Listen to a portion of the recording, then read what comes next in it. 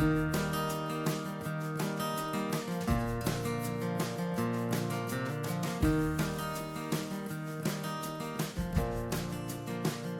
bé, doncs, bon dia a tothom i comencem ràpidament perquè tenim un programa molt apretat avui amb el secretari d'Estat i, per tant, donaria la paraula d'entrada ja a l'alcaldessa, a l'Olga. En primer lloc, vull agrair especialment la presència del president d'EBAR, el Santiago Ballester, moltíssimes gràcies per estar aquí, i en el Jordi García Brustenga, el secretari d'Estat d'Indústria, per la seva presència avui a la nostra ciutat. És un clar compromís compartit amb el nostre municipi i amb el nostre teixit econòmic i empresarial.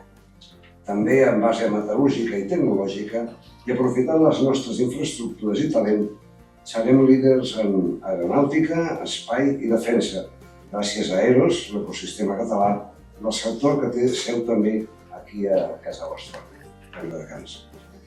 Salut, farma i química, un ecosistema competitiu, innovador i arrelat al territori, amb grans actius i que ajudem a connectar, visibilitzar i fer créixer a través d'Aevall Salut.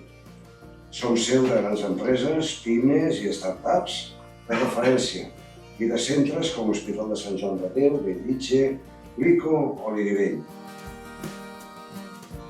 AEMS Smart, amb àmbit estatal, agrupa les empreses de mobilitat i entorn sostenible. Es posiciona com a ecosistema transversal, mobilitat sostenible, sostenibilitat, energia, i que posa el focus en la cooperació empresarial i en la col·laboració público-privada per activar la tan necessària demanda a través de la coordinació.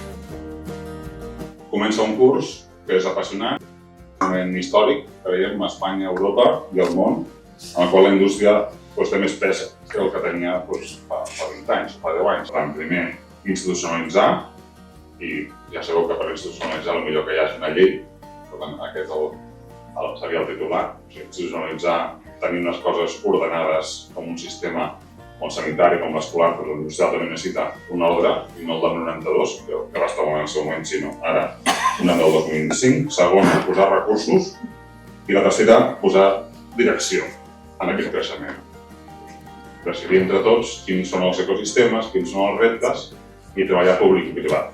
Per tant, no és només, com diu el sistema de Matsukato aquí a l'Indi fa uns anys, que també és una de les coses que hem viscut aquests anys, s'ha de posar direcció, no només cobrir fallades de mercat, sinó també posar direcció des del públic, des de la consens públic-privat.